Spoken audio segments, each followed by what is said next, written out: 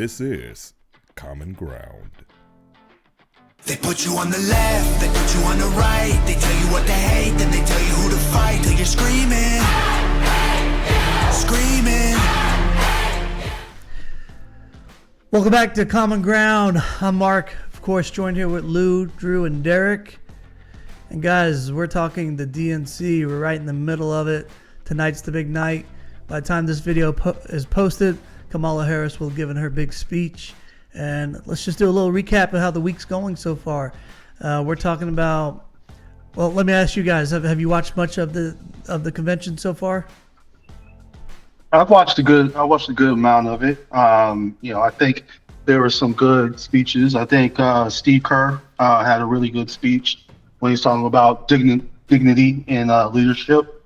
And I don't know if you guys know Steve Kerr's story. It's a story that's not told a lot. I think that's a shame. If you guys don't know, his dad was a professor, was a college professor, administrator, and he went overseas. I forgot what country it was, and he was actually assassinated when Steve Kerr was in college. So, if there's anybody that has some animosity towards, politics and towards, other governments, is Steve Kerr. But, he talked about dignity when it comes to leadership and your president. And that was a really good speech. And obviously, the Obamas, Michelle, and former President Barack Obama had some very powerful speeches. One thing that resonated with me is, they talked about when they were, in the limelight as president and first lady, how Trump was attacking them.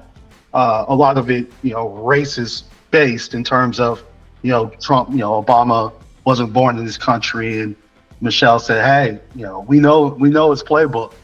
We know what he's going to do." And we've seen that he's already tried to attack Kamala Harris and her, mixed race. So Michelle was like, "Look, one thing that she said was, someone needs to tell him the job that he's seeking is a black job." Referencing black jobs in Trump's comment about black jobs and the fact that, Obama had that job, for 8 years. So there's been a bunch of good speeches. In my opinion, there's been some good performances we'll talk about. But overall, I think it was a pretty good convention, and, just looking forward to Kamala Harris's speech. Lou and Derek, give me a second, but I find it interesting because one thing I did want to talk about is the Joe Biden speech, right? Did Lou or Derek, did you guys see that speech? I didn't catch that one. No, I was going to look into it later. Yeah, I watched. I started watching it, man, but it's like by midnight, I'm like, all right, I got to go to bed.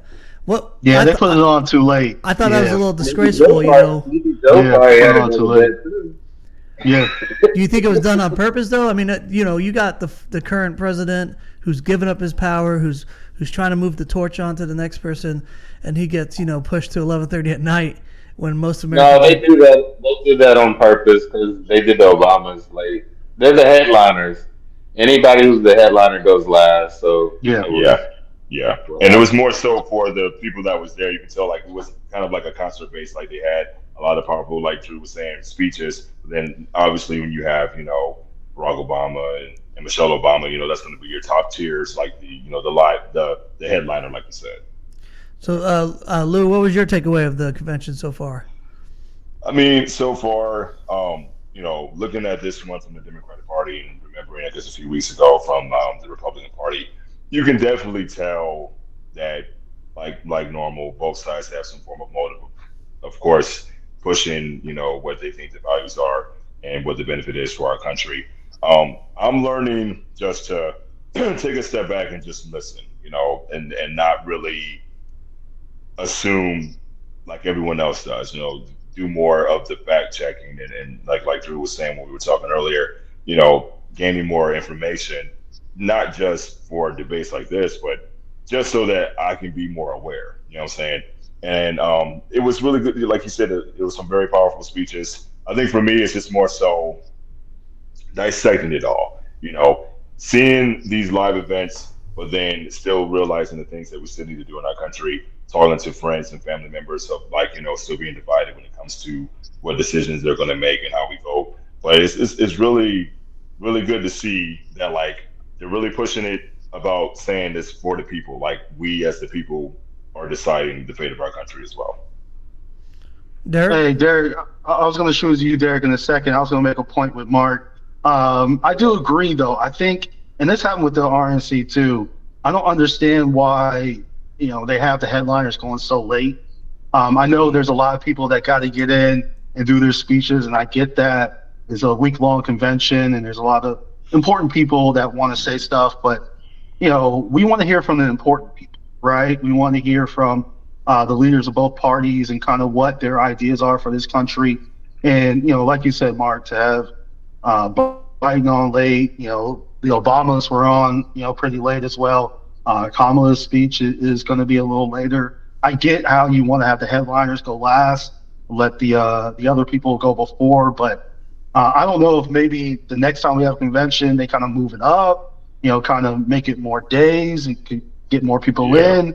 But, it is a shame that, whether it's Biden, whether it's Obama's, whether it was Trump when he did his, but, let's have it like prime time, like 9:00, because, we're working people. We got to get to work. We got kids that got to get to school. So, but yeah, like, I'll send it to you, Derek. Tell me your thoughts on everything. Yeah, they need to move the time up because people wait around. But you know what?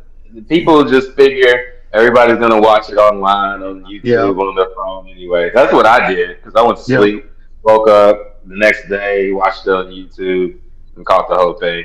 But yeah, they should move it up to probably like 9:00, 10:00 for the last speeches.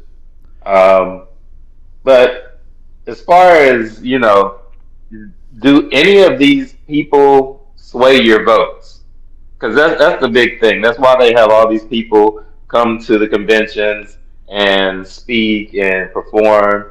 And does that make a difference in who you're voting for? I mean, it should be the politics of the whole each side, the Democrats and the Republicans, instead of who's your favorite entertainer.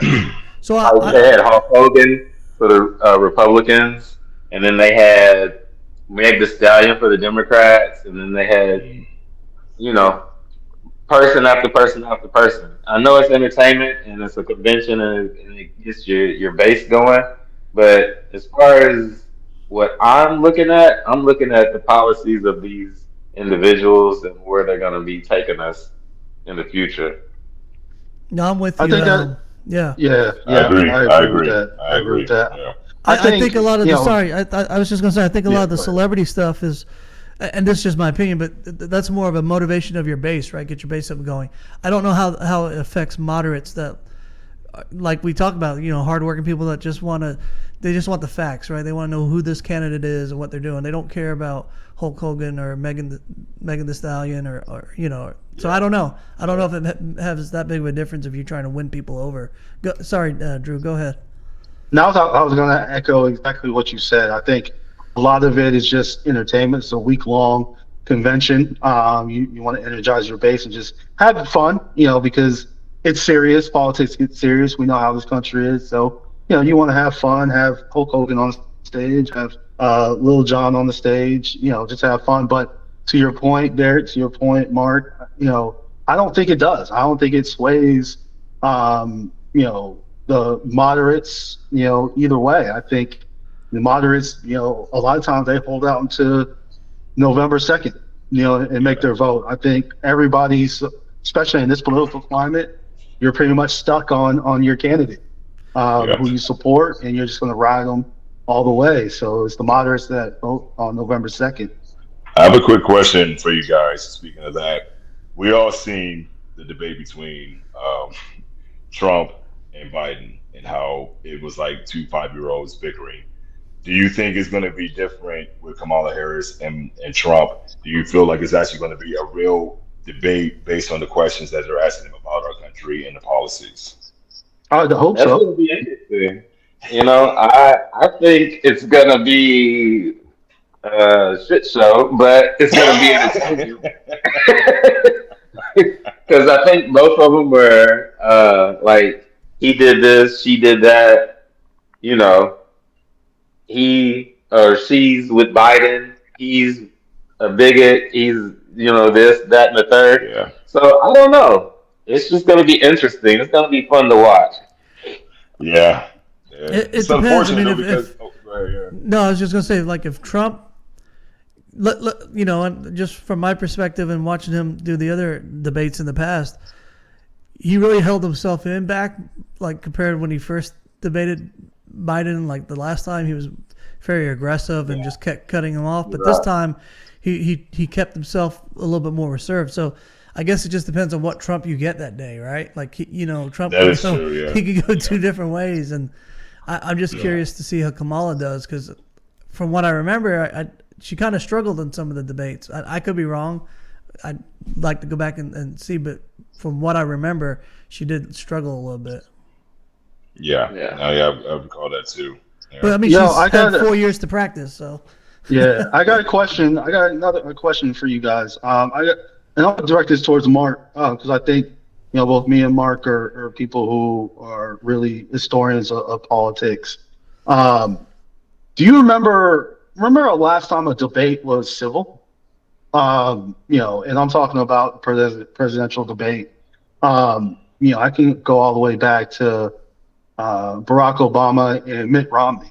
Sure. That's kind of the last time I really remember a debate being kind of civil. After that, we had Trump, Hillary, and you had the moment where Trump was just hovering over Hillary the whole time, like a like a crazed rapist. But you had and you had the Biden debates with Trump, where you got it's like two old angry men because apparently our country can't find two politicians that aren't over the age of 80 to debate. But yeah, like to me, I think one thing that's missing out of this country that we've had in the past, whether it was Bush, whether it was Obama, Mitt Romney, John Kerry, all that is civility in politics, right? And Yeah. and one thing, Mark, one last thing. I was thinking about this the other day. You remember Howard Dean? Yeah. You remember Howard Dean? You remember what got? Yeah. You remember how that was like the biggest scandal in the world, and he had to Yes. drop out Yes. because his crime was he was so excited that he He freaked screamed out like a and screamed. girl. Yeah. I want to go back to that time in politics where, if you didn't have the civility that you couldn't keep your composure when you were excited, Yeah. that you were like, we had to get you out of politics. So I miss But that. that's- I miss that time. Go ahead. So Mark. just to go on your point of like civility and politics, and I think I've always had kind of a passion with politics, but I'll never forget in high school, it was George Bush, and it wasn't John Kerry, it was the other guy. He You was mean running- Gore?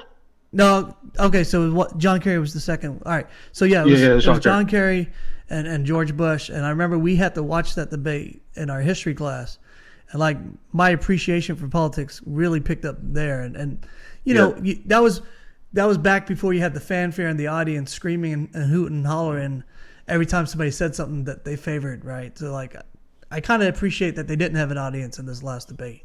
Right. So, Yeah. Go ahead, Lou.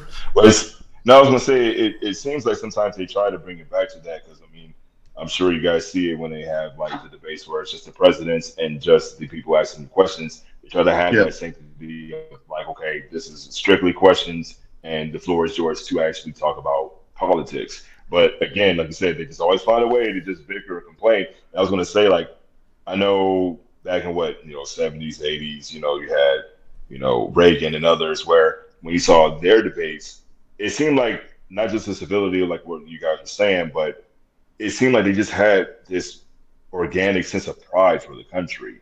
And it wasn't solely on like clout. You know what I'm saying? And I'm not saying that our presidents now in this modern era has it, but it's hard not to see that when you got Trump and others where it's like you have money, you have success, but you don't. For me, I don't see that raw organic like pride of just as an American, I'm really trying to change my country. Like I saw it in Obama, I did, but like just in these moments of debates where it can actually be resonated with the people, it's like instead of taking that opportunity, you're so quick on just well, you suck because you messed up on this, and now it's just like this bickering instead of it actually being a debate. So I got a question for everybody, and then to just kind of wrap up the video, and I'll give it to Drew first, but let's keep it short. I know how you're passionate, but if you could ask Kamala one question tonight at the DNC, what would be a comment or a question you would say to her? Oh man, that's a good question, man. I want to put you guys on your toes, and I figured I'd give it to Drew first. Man, I wasn't thinking about that. I gotta write this down. You know what? I would ask her, what would she do differently than Biden in terms of leading this country? Like, and that's an easy question. But when you're the vice president, you're in charge of something. You're in charge of whether it's border patrol or international relations. That was when Biden was vice president. That was his responsibility with Obama. He was in charge of international relations. What would you do differently than Biden? And I think that's an important question because you're now going to be the one in charge. Are you going to keep a lot of Biden's policies in place, or do you have your own policies that you think would differ? And their politics are different. Biden is a straight line Democrat. He's more of a moderate Democrat, and he's been in office since the 70s. Whereas Kamala Harris, even though she's a prosecutor and she was, she comes from California, which is more of a progressive state. She's more of a progressive Democrat. So how would you lead? Is my question. Sure. Derek, you want to take it? Drew hit it on the head. You got to differentiate yourself from what's already happening right now. What are you going to do with the border? What are you going to do with inflation? What are you going to do with taxes? What are you going to do with a whole, line of problems that we have? We have an international crisis that's brewing. We're on the verge of World War III, believe it or not. But what are you going to do with these problems that we're facing? It's a tough task, No, I get you. What about you, Lou? So along the same lines with this saying, I'm just going to say it in a pretty funny phrase. I would basically ask her, ironically, Kamala Harris, how would you make America great again? In the lines of what who says. And the reason why I would ask her in that way is because all eyes are going to be on you now. If you're the one that's going to be leading our country, especially when you have Republicans, whoever they voted for, they're going to want to see how is Kamala Harris going to really make our country better. And like you said, Derek, verge of World War III, all these different entities that's happening, and just so many eyes watching our country now. You are the leader. So how are you going to make us great again so that people realize that, we're still that great nation? So I'm going to be a little greedy here because I have two things, right? Like I have my dad instinct, and I think my professional, because we all have our opinions, but when you meet somebody, you're kind of courteous and you're professional. So I think my true question would probably be something like, what are you going to do? What's your plan to bring, if you were the one to win, like what's your plan to bring moderates on your side? Like, are you going to push a very left-leaning agenda, or are you going to actually try and be middle ground and bring people in together, right? People who don't necessarily support you, but you want to show like I'm here for everybody. Now, my controversial side, and if I really had the balls to do it, I don't know if I would be like, hey, up until the Saturday that Biden was going to leave, you said he's the sharpest guy in the room, and then all of a sudden he left, and you're like, oh well, I'm he can't do it anymore, so I'm going to do it for him. Like I just thought that was kind of I don't know. You're kind of lying to the American people, but I guess it's not her place to kind of put his business out there. But I guess I kind of lean towards that if I had the balls to. But no, but seriously, I think about my kids, and I know some of you on here who have kids feel the same way, because one day we're going to be dead and gone, and we what kind of world are we leaving behind, and what are we going to do to make it stronger for all of them? So it's a good question. With that, gentlemen, I know it's kind of heavy-hearted, but we're going to have to end it. So make sure you like, subscribe, drop in the comment section about your thoughts with the DNC this week and how everything went down. Take care. Put you on the left, they put you on the right. They tell you what to hate, then they tell you who to fight till you're screaming.